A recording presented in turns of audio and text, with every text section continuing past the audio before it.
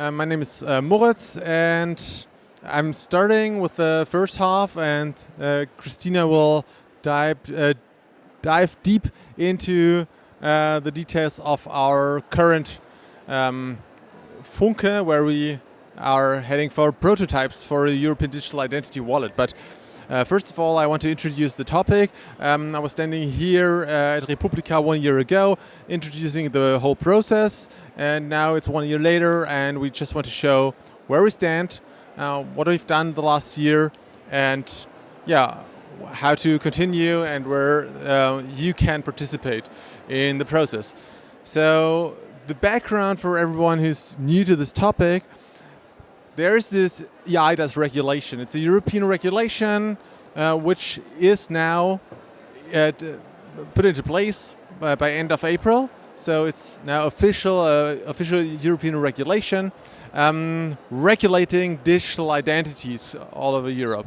And the central point of this regulation is the European Digital Identity Wallet. It is introduced as a concept, and the member states are obliged to provide digital identity wallets, European digital identity wallets, for all their citizens and organizations by probably end of 2026, early 2027. So that's the status quo, and the regulation wants to ensure the data protection, security, at the same time a broad. You can listen? No. You hear me? Yeah. Okay, then it's your problem. They want a broad acceptance all over Europe, so it should be available for everyone. It should be secure. It should be working both for citizens and for the background system. So that's the basic idea. And what we are doing here in Germany is we have a process set up to implement the whole thing and to find a concept which fits perfectly to the German needs and our system, our existing system. So our project's focus is mainly on the wallet for natural persons.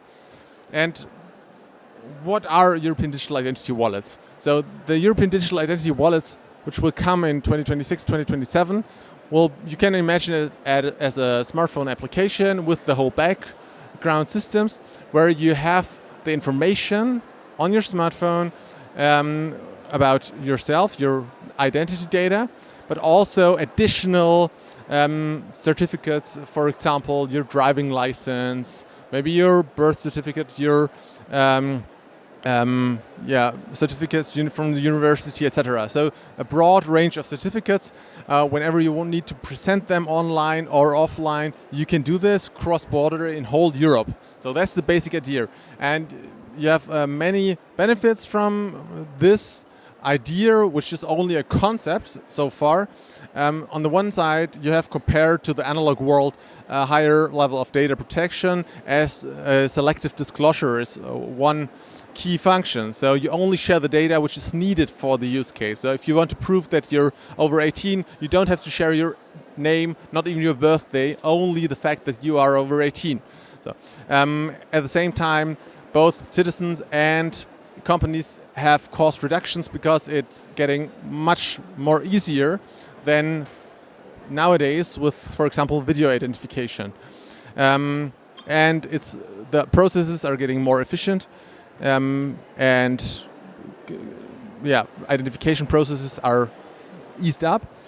You have more trust and more safety in the internet because identification and the whole thing around identification gets more secure and more trustworthy with this framework.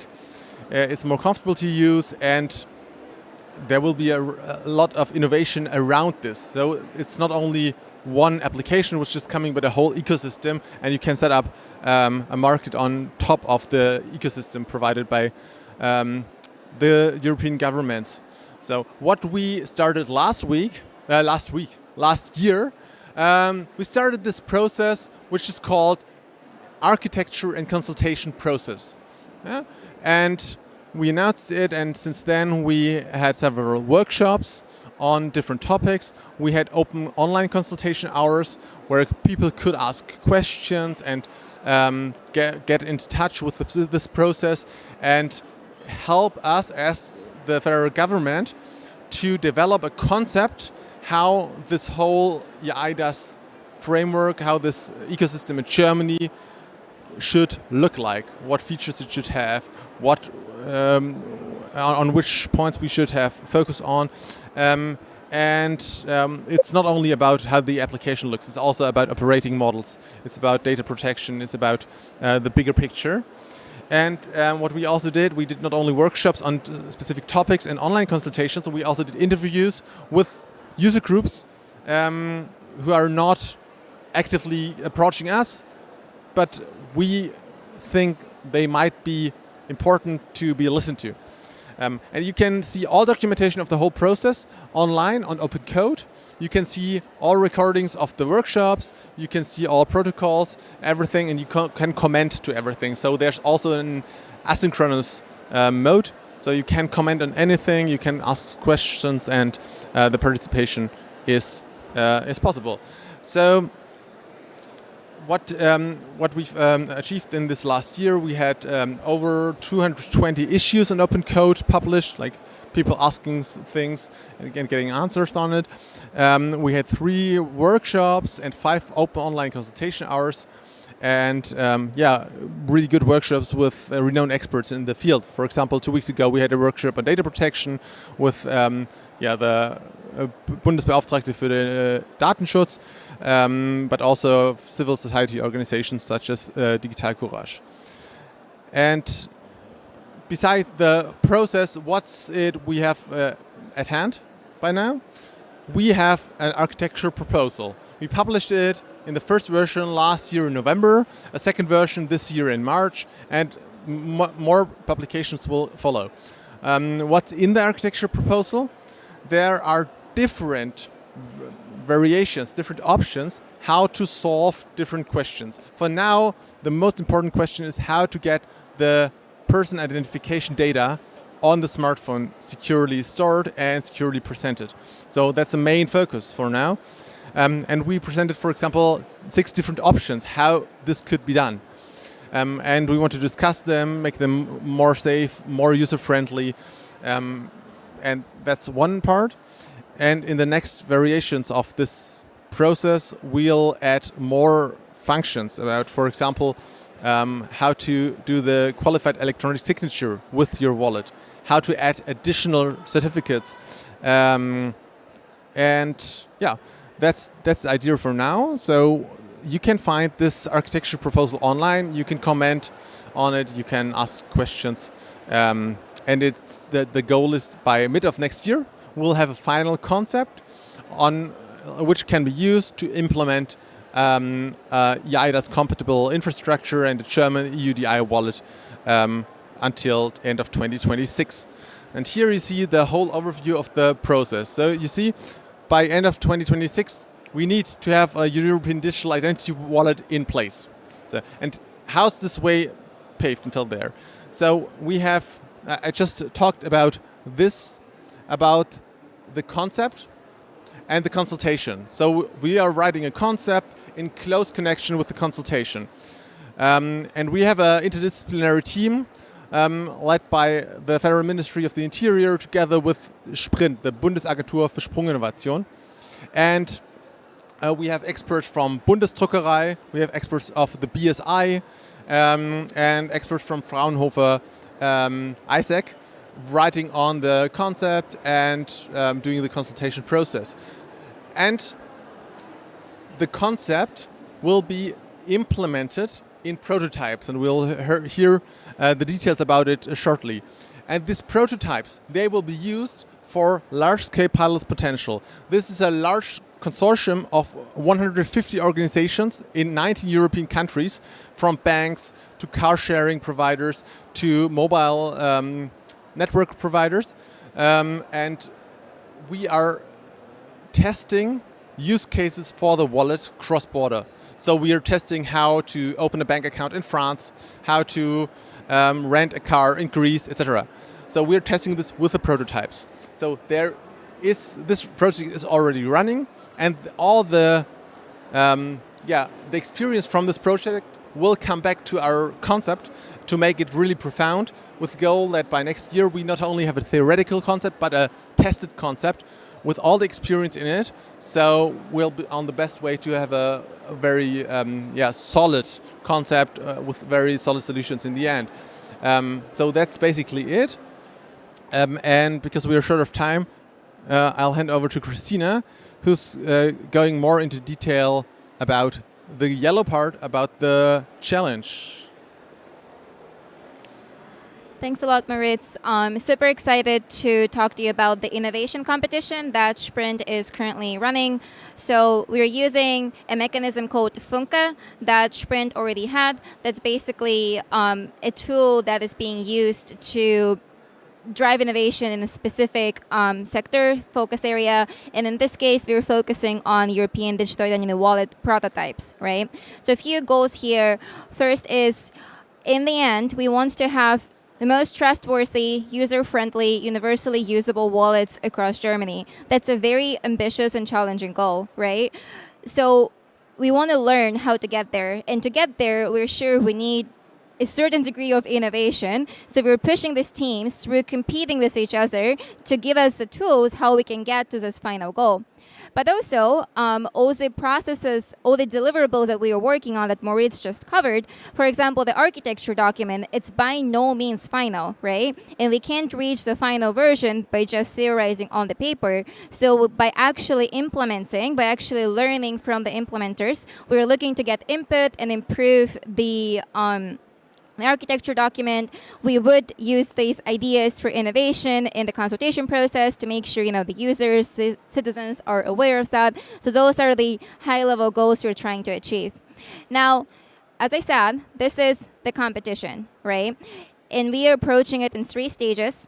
In first stage, we're going to focus on issuance and presentation of a digital national ID. So you have the plastic EID card. There will be a digital version of that issued, and we are first starting from that, because arguably that is one of the most important use cases. It's a use case that needs to be most secure, privacy preserving, so we're starting there.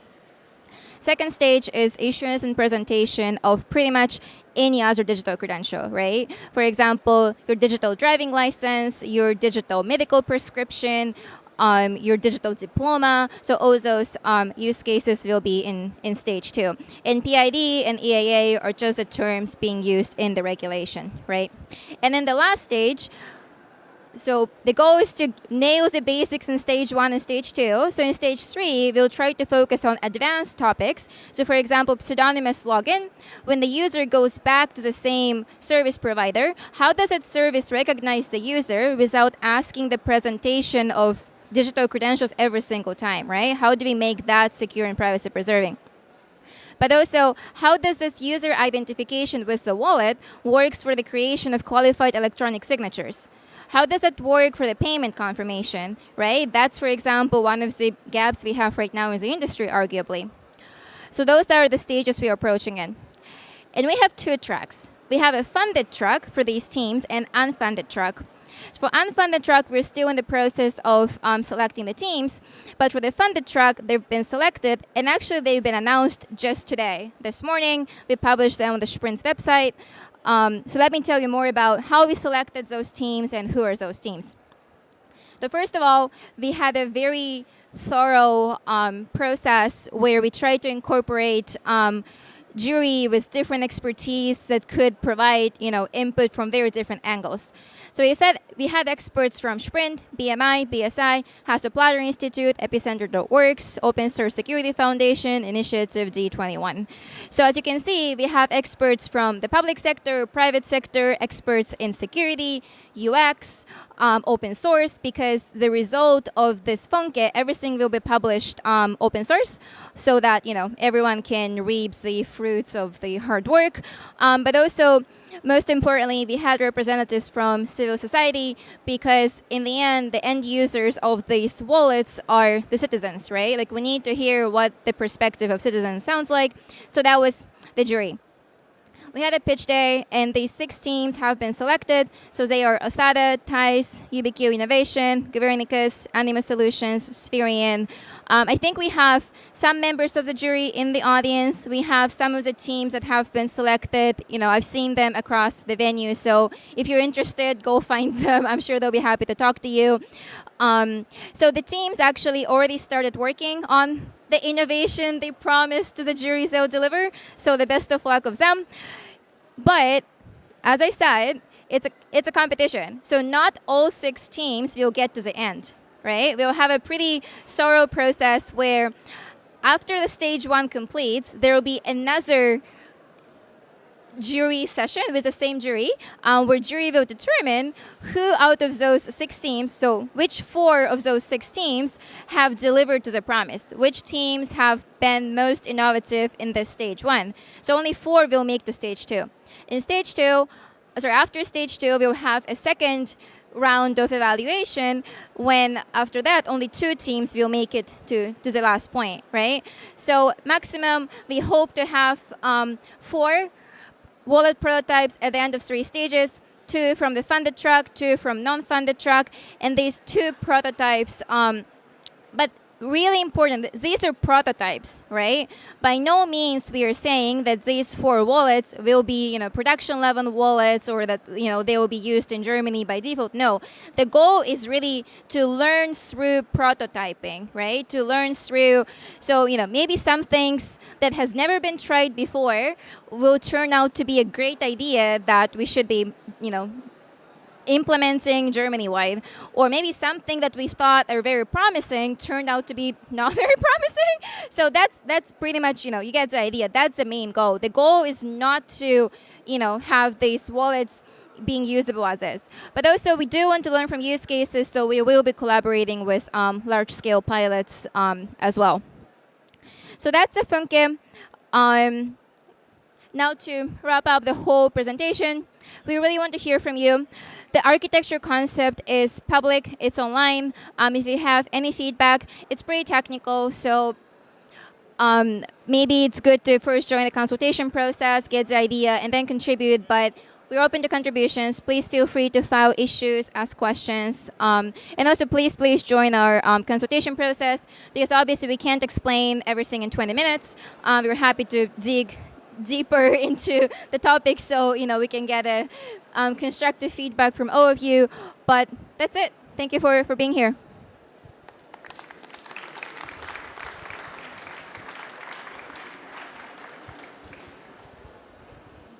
Yeah, thanks a lot. And now we have some time for some questions. Please raise your hand. And yeah, so we start here. Yeah, thanks. This sounds really encouraging, but I wonder, as far as I recall, under the EUDI regulation, the Commission now is tasked with developing specific standards and the specs for the technology. How does your process interrelate with the EU-wide standardization and specification? Yeah, thank you. So you're right, the European Commission is already working on specifications, and we're in close contact, so there's a big exchange. So we are in exchange with the Commission. For example, for one of our workshops, guys from the Commission joined our workshop because it was the one about operating models, because they were, interesting question. We had the same questions, so we'll join your process a bit and see what you find out. So they are quite interested, and our project is commenting on the architecture reference framework iterations. So our ideas are part of it. And on the other way around, there are some details which are left to the member states to implement it, and we'll use the whole space we have to navigate and to have a German answer. So just to elaborate on second point Moritz made, that ARF decides the box within which we have the freedom to be innovative and push the limits of security and privacy preservation, basically. So ERF does leave places for member states to implement, so we're innovating within that box. But if we find something, very problematic, like obviously there will be a negotiation with Commission, like do we need to change something or not? Hello, Gregor Bronsky, my name. I'm a member of the Innovation Council Public Health. We're one of the NGOs who's participating in said consultation process. And I would have one thing to add to your question, which is that I would like to thank the BMI for spearheading the consultation of civil society, because now the European Commission actually started to catch on this concept. The invitations to participate in the European level arrived yesterday, where there will be direct comments on the ARF. So if you would like to know more about this process, please feel free to reach out to me. One other question I would like to put up to the process.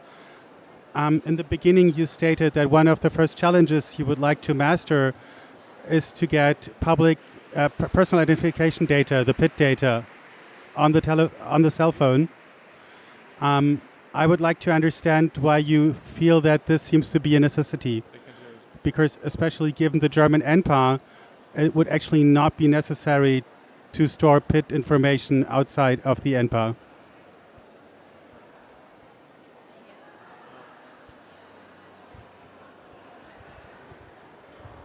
So.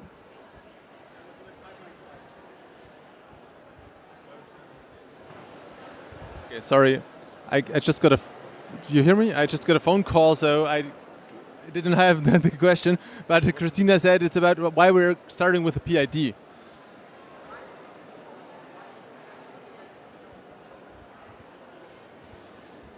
The question was why the PID data is supposed to go on the phone. Okay, so it's not necessarily on the phone. Like there are 6 different options, and there are basically 3 models. It has to be like in the wallet, but the wallet does not need to be on the phone only. There are basically 3 different places where to store either the data or at least keys for the data, either on an external security element, which could be an EID card, or on a secure hardware element in the phone, or on a secure hardware in a cloud. These are the 3 models where you can put the data on, and we're looking at all 3 models. And ideally, it would be in the future on the phone if we have control over this element, because it would reduce costs compared to cloud, and it would have better user experience than an external hardware token. But at the moment, we have all 3 options in mind and discussing these.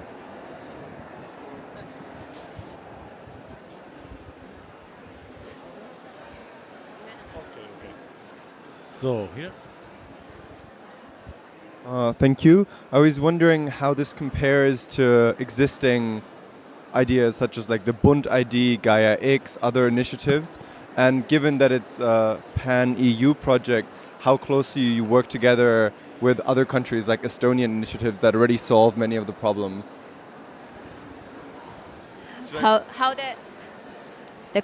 The question, how does this relate to other Bundes-ID, Gaia X initiatives, and how do you interact with other initiatives like Estonian governments?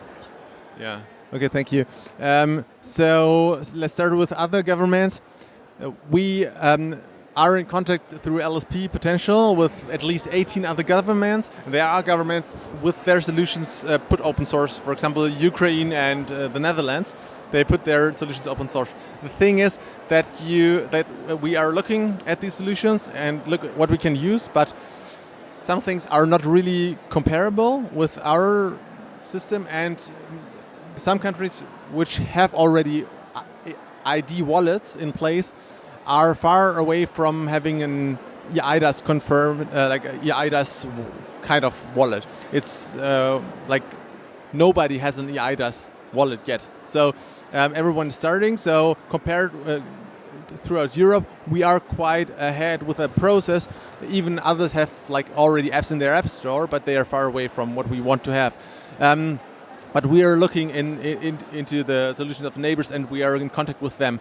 About the national projects, the Bund ID is situated at the same unit as our project, so we are in close contact with Bund ID and also with the colleagues doing like the modernization of registries, because in the end, all the documents, the governmental provided documents and the data, which comes from the governmental side, like say from registry offices, has to come somehow to the wallet.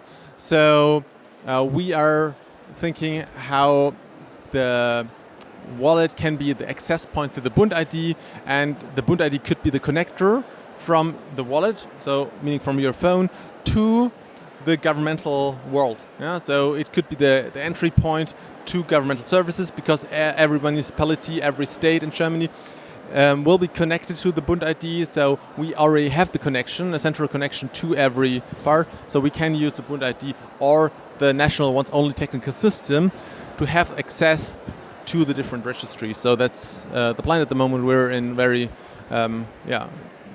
constructive talks with the colleagues.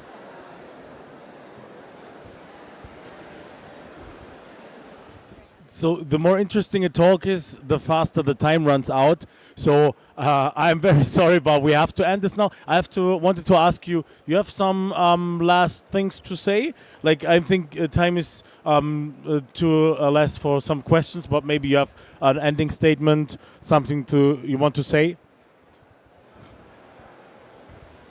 Maybe to build up on your last question, but in the end, we're talking about the entire successful wallet ecosystem, right? So that consists not just of the wallet component that user use, it also really figuring out who provides the data, who's the issuer, who's the provider, who gets the data into the wallet. It's also about which services are interested in consuming those credentials and provide services to the users while using those digital credentials. It's also about figuring out this underlying trust infrastructure, because a lot of this is, you need to be able to trust who issued the data. You need to be able to know who's requesting the data. So if you can trust that entity who's requesting, and most importantly, can you trust this wallet who's entrusted with, users' data? So there's a lot of components we need to figure out. This project, has a scope, so we are starting with focusing on, providing the wallet component and also the big architecture, but please keep in mind that's the largest picture we're trying to tackle, and we need all of your help. So your help, feedback is really appreciated. Thank you very much. A little applause for our guests. Thank you for the very interesting input.